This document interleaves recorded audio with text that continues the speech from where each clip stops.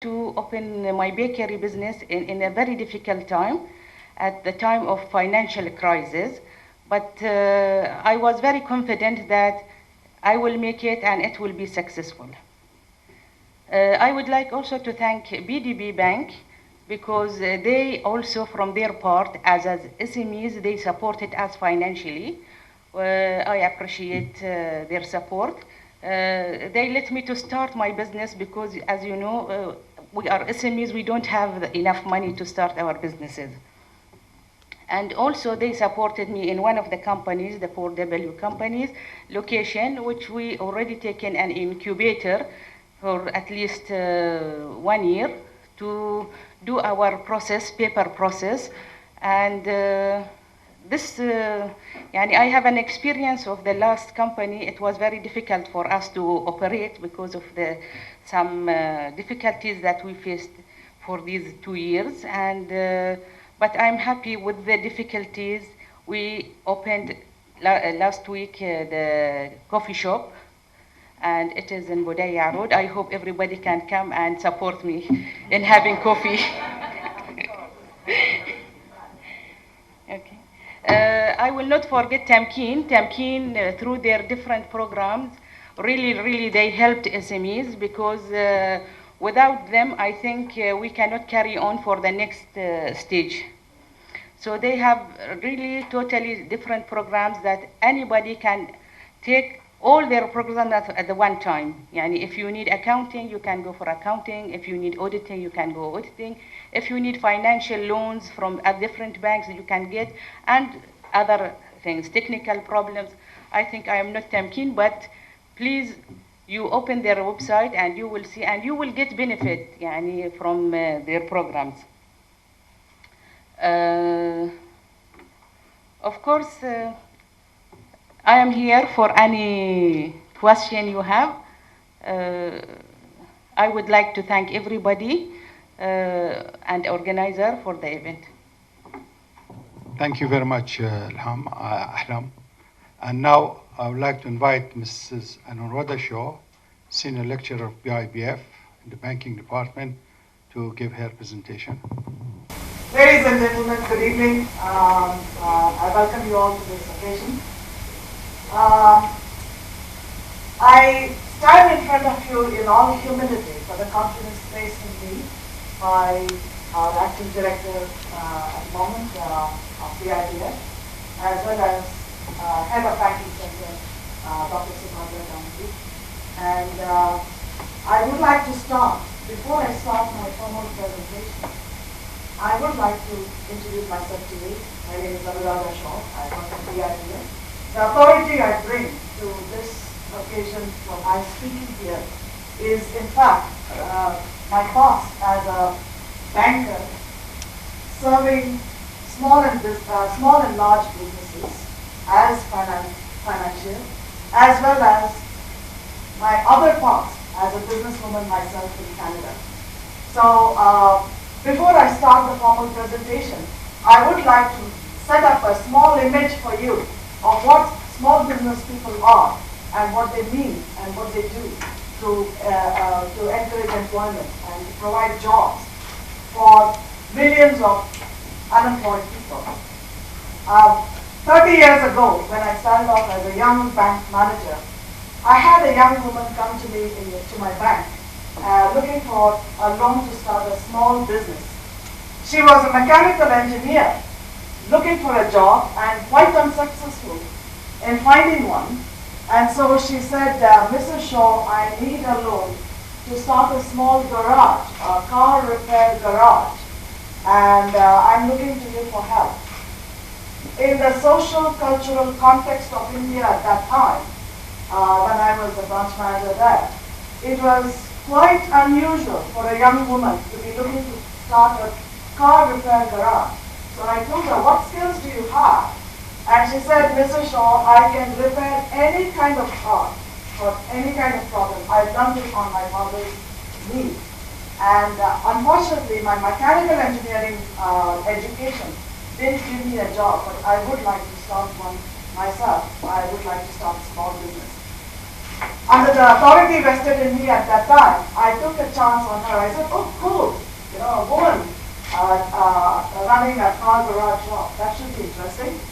I sanctioned the loan.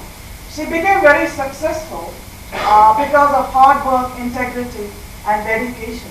And ultimately, she ended up employing 32 people in her several garages that she opened as time went on. It was very interesting. I still remember that young woman of those days, because 20 years later, I went off to Canada and I became a small businesswoman myself, running 3 gas stations. And I never expected my life to turn out that way. But I just remember that woman till today, because I ended up employing 32 people in my businesses as well. And the one thing that she told me that struck me at that time was, Mrs. Shaw, the best thing I have done in my life till now is to employ these people, give them employment, help them put food on their family's table. And I remember that very, very clearly, because I feel that the best thing I have done so far in my life is to provide employment to the same 32 people that I employed in Canada. These people were new immigrants, impossible to find a job in Canada. They were doctors and engineers. They needed a breathing space before they could re-qualify to become doctors and engineers in Canada. And I was able to provide them with that breathing space. While they studied to re-qualify, they could put food on their family's table. I'm sure, Mr. Rahi, you will agree with me. This is probably very, very important for you as well, as a small businesswoman of such great experience. Now, I wanted to establish this image in your minds, because when we gathered together to talk about small business as well as the employment opportunities provided by them, we need to bring our minds, our strategies, and most important of all, our hearts into this enterprise. If we cannot bring up, someone told me recently, it was the UNIDO chief, Mr. Hashim Hussain. I met him once, and he told me, Anuradha, if you want to deal with small business enterprises, first bring your heart, then you bring your mind, and then you bring your financial skills. Otherwise, the whole enterprise is going to be a failure. I believe him completely. I understand it totally. So I wanted to bring that image into your minds before I start my formal presentation. So please give me a moment while I fill up my presentation.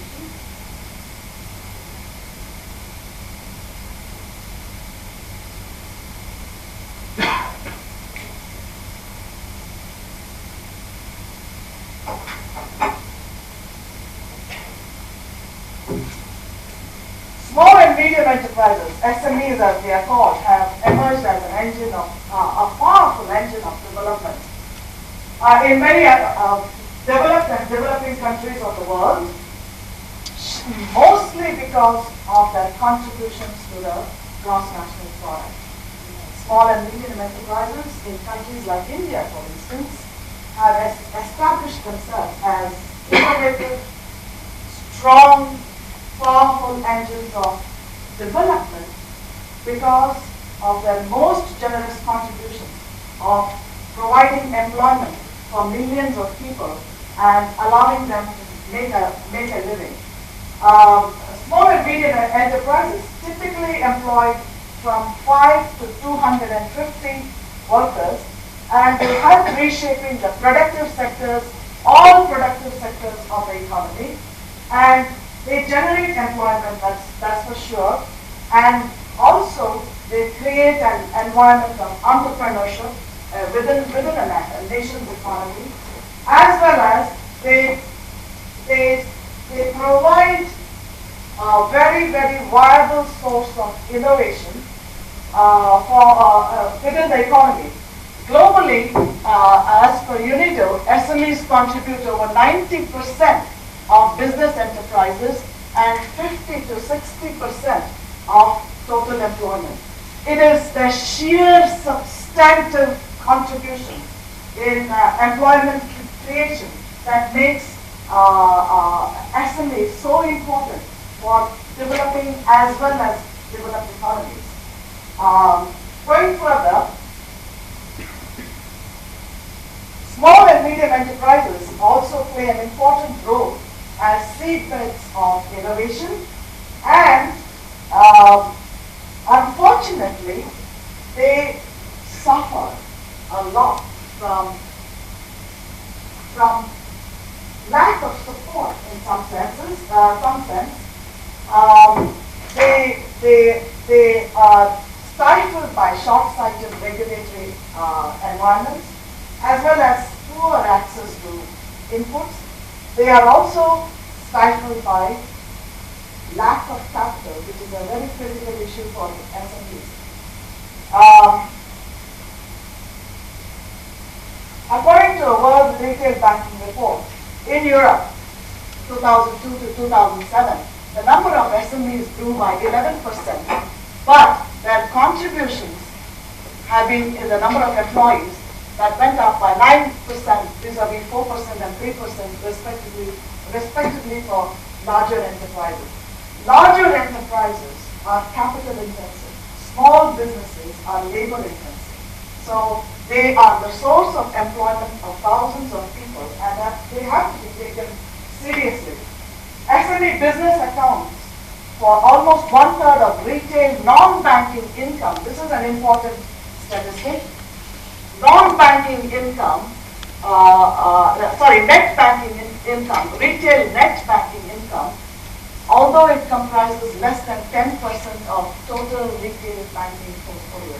So SMEs contribute to banking income as well to a large extent. SMEs in developed countries generate 2/3 of private sector employment and are the principal creator of new jobs. The source is OECD. Additional interest in SMEs have been created more and more in recent years because of dynamic firms like Microsoft in the US, Infosys in India, Amul also in India, and several others that started their lives as small startup firms and have grown to be behemoths in the industrial sector. Why should we care about SMEs? There are several reasons. Their sheer quantitative importance is one. SMEs in developed countries generate 2/3 of private sector employment. They are the backbone of many economies in their role as seedbeds of innovation. They contribute to the development of many countries through their main characteristic of job creation for the masses. SMEs can be counted upon to be the sole source of employment for the rural and urban labor force, providing sustainability, innovation, and stable family income. So naturally, they should be in the forefront of national objectives of poverty alleviation, unemployment, and increase in living standards and provision of basic necessities at reasonable prices. We are all agreed that these are the national objectives of any economy, and SMEs can be the source that provide these answers for these economies. We need to develop certain policy guidelines for helping SMEs, and I have set up certain guidelines that I thought as an educator would be important. Development of a supportive strategy that should be part of the policy, the national policy. Encouragement of ancillaries. We tried this in India a long time ago, very successfully. Ancillaries, supporting big business, should be the strategy involved for supporting small business. If we can provide small businesses as supply lines for large businesses and convert them into ancillaries of large businesses, we have a sure, sustainable strategy for both big business and small business. Export mobilization is another requirement. It should be a policy initiative at the national level. Small business people, we do not have the resources to go out and explore export possibilities. This should be sustained and encouraged by the national policymakers alone. And encouraging tie-ups with big business and creating internal synergies. It is important for policy to encourage tie-ups with big business. You will not disagree with me when I say that foreign investment usually happens. It is found to be attractive for international investors to invest in companies in other countries only if they find stable, reliable supply lines within the country in which they are investing. And this is a role that providing stable supply lines to big business where foreign investment is attractive can be a big role that can be played by small businesses. They can provide the supplies and products for big business, and if it is within the same country, it would be very useful and very stable. In order for that to happen, for small business to provide supply lines for big business, the critical requirement is product standardization and technology upgrades. Small businesses need to upgrade their technology, resource from research centers, R&D laboratories, and accept new technology and work comfortably with new technology. And for that, we need policy and national level encouragement for small businesses as well. They do not have the capital strength to, nor the motivation to go with modern technology. So it has the support and the sustenance has to come from national policy only. Encouraging SMEs in societal enrichment initiatives. I have a small story, interesting story that I would like to share with you at this point. I had the privilege of leading a small business finance course at BIBF, and I was talking to a group of Bahraini students in my class. And while we were going through this course, the conversation came up about travel destinations to see how SMEs in other countries operate. And two of the Bahraini students, they surprised me by saying they would like to go to India.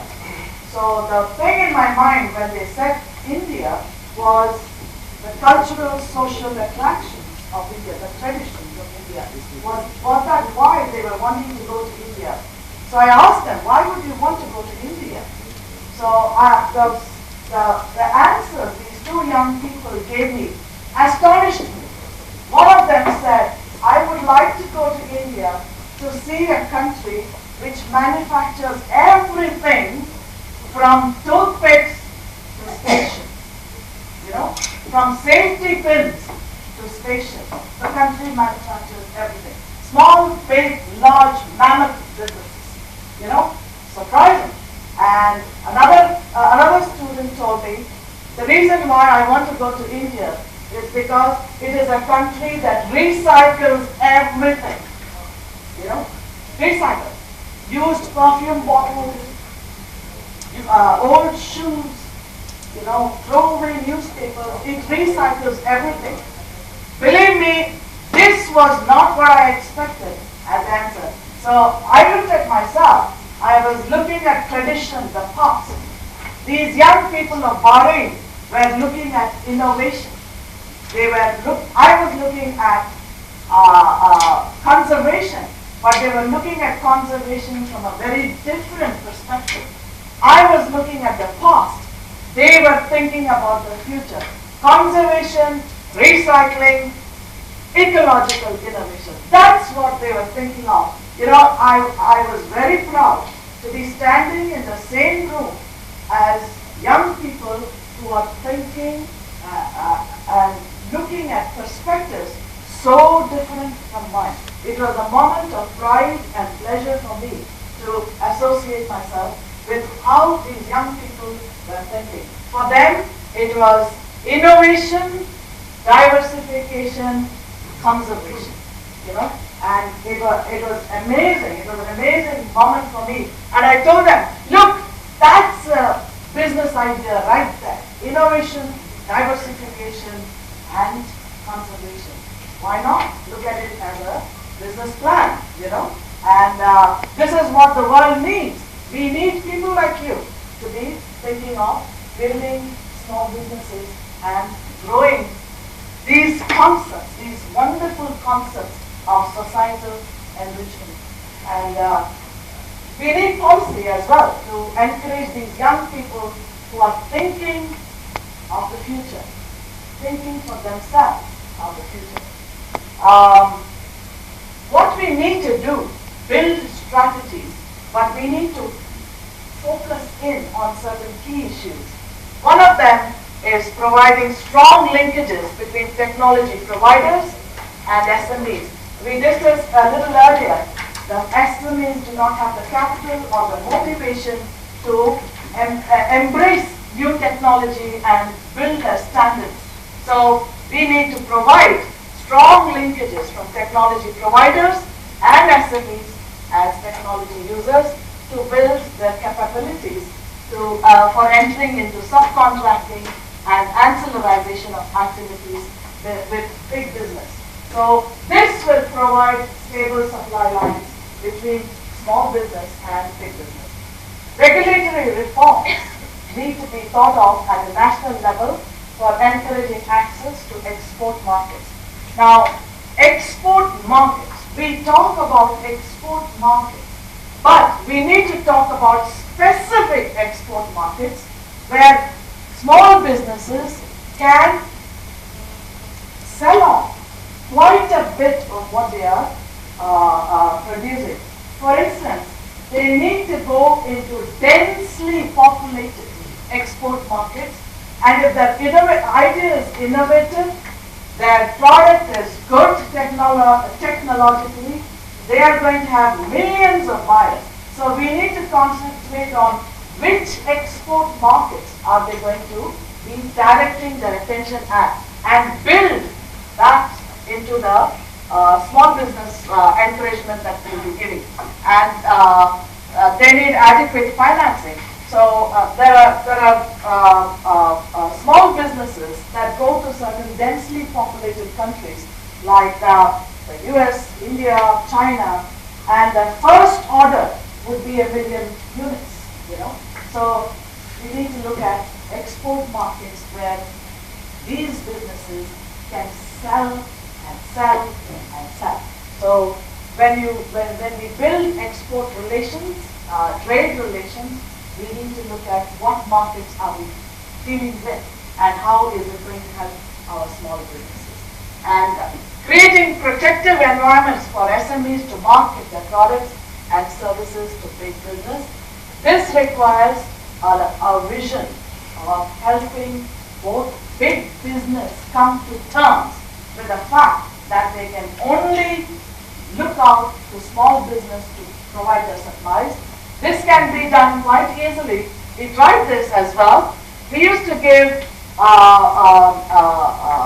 interest and other charges breaks for big business which tied up with small business. And when small businesses tie up with big business, when they get that relationship going, we tried giving interest and other financing costs rates to both the big business and the small business. So if Ms. Janahi has a tie-up with, say, Gulf Hotel to provide her bakery, you know, and she can show that she has contract with Gulf Hotel, anyone financing Gulf Hotel will give them some breaks, and Ms. Janahi will also get some bricks because she is tied up. So she's going to have a stable demand from a big business.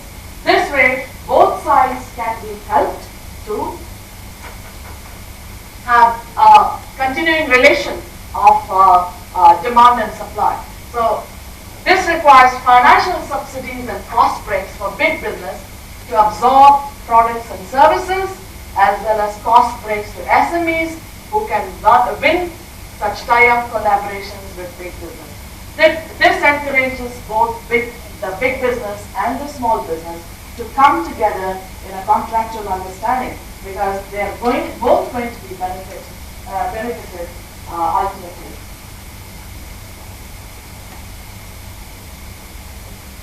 What do we need to expect? We will create policies, we will encourage sustaining encouragement to small business. What can we expect? It's very, very simple.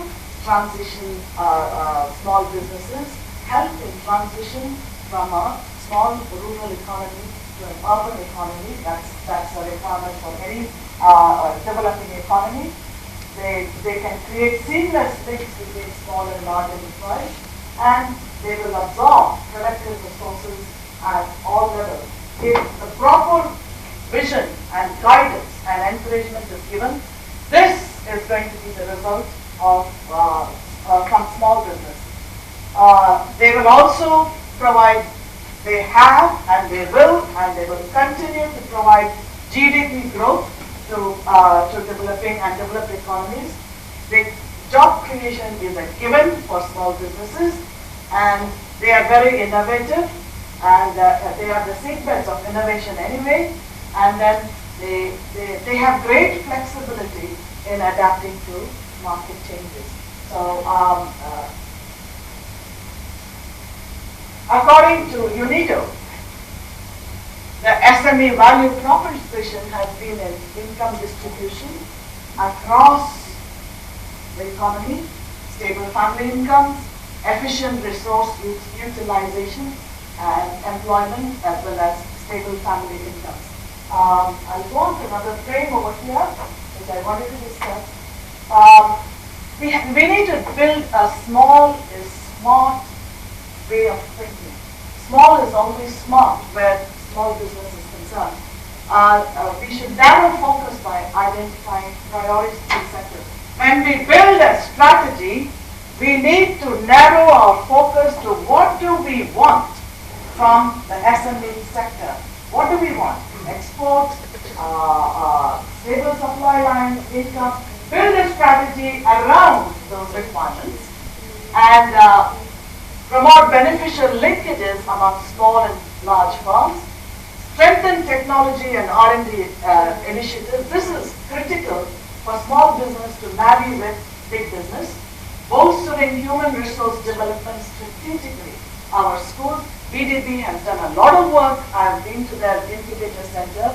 They have done very great pioneering work in bringing the small business idea, the small is smart idea, right down to the schools. And that is really, really pioneering work done by BDB and improving access to finance. This is something as a banker that I would like to talk about eventually. The problem with small businesses is the credit filtration process for SMEs. Small businesses are at a disadvantage because bankers tend to think in terms of whether this SME will continue to exist, whether they will get paid back, what is the income possibility from this sector. But SMEs have a hard time finding good financing, cheap financing. Very few